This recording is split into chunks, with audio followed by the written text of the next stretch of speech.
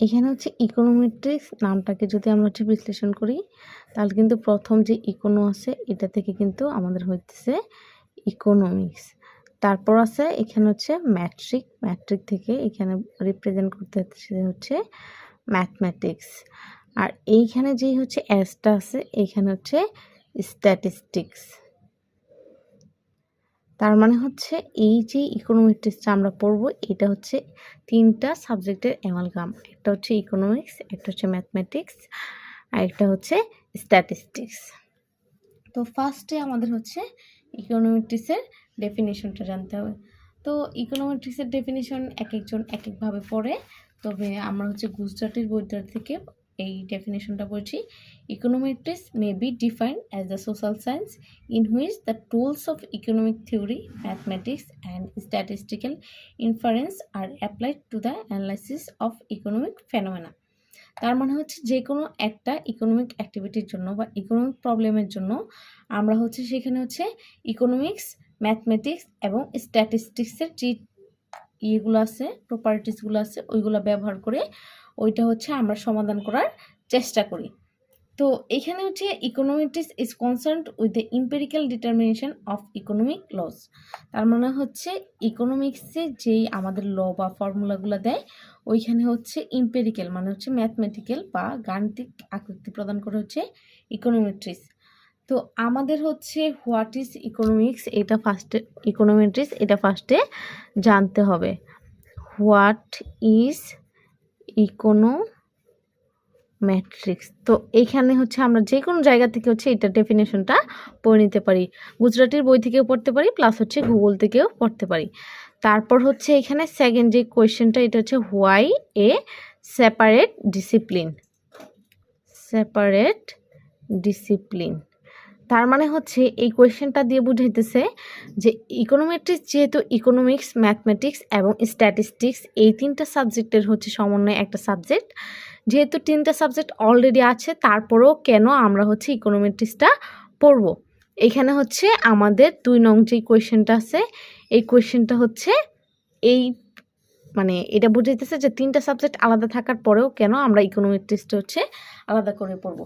এইখানে হচ্ছে 3টা রিজন আছে। এই কোয়েশ্চেনটা হচ্ছে অ্যান্সার করার জন্য আমাদের হচ্ছে 3টা রিজন একে একে পড়তে হবে। প্রথমটা হচ্ছে আমাদের হচ্ছে ইকোনমিক্স হচ্ছে শুধুমাত্র হচ্ছে একটা থিওরি দেয়, যেমন হচ্ছে ল অফ ডিমান্ড যে থিওরিটা আছে ওইখানে বলা হয়েছে যে যদি প্রাইস বাড়ে তাহলে হচ্ছে কোয়ান্টিটি ডিমান্ড কমবে। প্রথম যেটা আছে ইকোনমিক্স কী করে শুধুমাত্র হচ্ছে থিওরি দেয়, কিন্তু এটা হচ্ছে ম্যাথমেটিক্যালি বা ইম্পেরিক্যালি হচ্ছে বা পরিমাণ সহ সেটা মেজার করে না বা প্রমাণ করে না।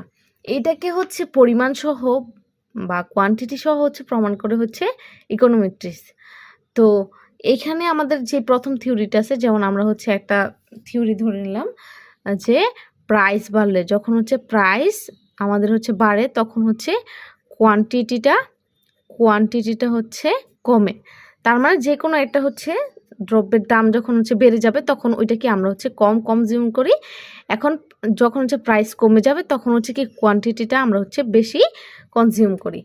তো এইটা কিন্তু কতটুকু হচ্ছে প্রাইস বাড়লে, যেমন এখন যদি এটার দাম হচ্ছে 5 টাকা থাকে, 5 টাকা থাকলে যদি আমরা হচ্ছে 5 ইউনিট বা 3 ইউনিট কনজিউম করি, যদি হচ্ছে সেটা 4 টাকা হয় তাহলে এটা কত ইউনিট কনজিউম করব, বা যদি হচ্ছে বেড়ে যায় 6 টাকা বা 7 টাকা এরকম হয় তখন কি আমরা হচ্ছে কত ইউনিট ঠিক মানে তার থেকে ঠিক কত ইউনিট হচ্ছে আমরা কম কনজিউম করব, এটা হচ্ছে ভাবনার বিষয়। কিন্তু সেটা নিয়ে হচ্ছে কি ইকোনমিক্স কনসার্ন না। ইকোনমিক্স শুধু হচ্ছে কি থিওরি দেয় যে প্রাইস বাড়লে কোয়ান্টিটি কমে বা প্রাইস কমলে কোয়ান্টিটি হচ্ছে বাড়বে, কিন্তু কতটুকু প্রাইস বাড়লে কতটুকু কোয়ান্টিটি আমরা হচ্ছে বেশি কনজিউম করব বা কতটুকু হচ্ছে কম করব সেটা নিয়ে হচ্ছে ইকোনমিক্স কনসার্ন না। এটা নিয়ে কনসার্ন হচ্ছে ইকোনোমেট্রিক্স। তাই হচ্ছে আমাদের ইকোনোমেট্রিক্সটা হচ্ছে আলাদা পড়তে হবে। এটা হচ্ছে প্রথম পয়েন্ট। তো 2 নাম্বার যে পয়েন্ট আছে আমাদের 2 নাম্বার পয়েন্টের এখানে হচ্ছে ম্যাথমেটিক্স। এখানে হচ্ছে প্রথম যেটা হচ্ছে এটা কিন্তু আমাদের হচ্ছে ইকোনমিক্স নিয়েছিল, যে ইকোনমিক্স আমাদেরকে কি দেয় আর এটা থেকে হচ্ছে ইকোনোমেট্রিক্স হচ্ছে এক্সট্রা কি কাজ করে। তারপরেরটা হচ্ছে ম্যাথমেটিক্সের মধ্যে হচ্ছে আমাদের কি করে ইকুয়েশন দেয়। এইখানে হচ্ছে ম্যাথমেটিক্সের প্রধান কাজ হচ্ছে ইকুয়েশন দেওয়া, যেমন হচ্ছে কোয়ান্টিটি ডিমান্ড সমান সমান হচ্ছে এ মাইনাস হচ্ছে বিপি, এরকম হচ্ছে আমাদের একটা ইকুয়েশন ম্যাথ দিল। জাস্ট ইকুয়েশন দেয় কিন্তু প্রমাণ করে না এমপিরিক্যালি। এই যে জিনিসটা এটা হচ্ছে প্রমাণ করবে হচ্ছে ইকোনোমেট্রিক্স। তো 2 নাম্বার যে পয়েন্ট আসলো সেটা হচ্ছে ম্যাথমেটিক্স। ম্যাথমেটিক্স কী করে, শুধুমাত্র হচ্ছে ইকুয়েশন দেয় কিন্তু সেই ইকুয়েশনটা কি প্রমাণ করে দেখায় না। এই ইকুয়েশনটা প্রমাণ করে হচ্ছে ইকোনোমেট্রিক্স।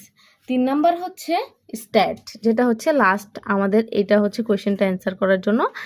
স্ট্যাটিস্টিক্স, স্ট্যাটিস্টিক্সের হচ্ছে কাজ কি, স্ট্যাট বলতেই আমরা কি বুঝি, সেখানে হচ্ছে ডাটা, মানে প্রথম কথাটাই আসে আমাদের হচ্ছে স্ট্যাটের সাথে হচ্ছে ডাটার সাথে হচ্ছে যেই সম্পর্কটা। তো স্ট্যাটের হচ্ছে এখানে কাজটা হচ্ছে ডাটা কালেক্ট করে, প্রসেস করে, ট্রান্সফার করে বা ডাটাগুলোকে হচ্ছে প্রেজেন্ট করে টেবিল বা চার্টের মাধ্যমে।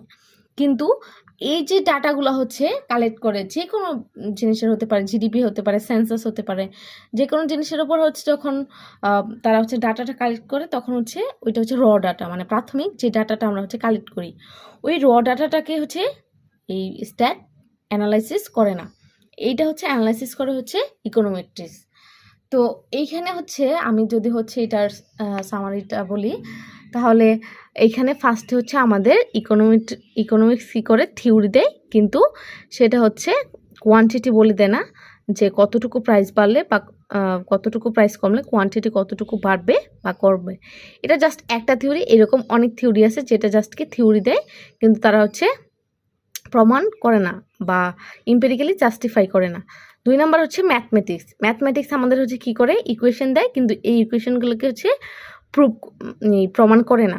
আর 3 নাম্বার হচ্ছে স্ট্যাট। স্ট্যাট কী করে, স্ট্যাট হচ্ছে শুধু হচ্ছে র ডাটাকে হচ্ছে কালেক্ট করে, প্রসেস করে, ট্রান্সফার করে বা প্রেজেন্ট করে টেবিল বা চার্টের মাধ্যমে, কিন্তু সেগুলোকে কী করে না, অ্যানালাইসিস করে না। তো এই যে 3টা কারণ, এই 3টা কারণের জন্য আমাদের হচ্ছে কি ইকোনোমেট্রিক্সটাকে হচ্ছে আলাদা পড়তে হবে।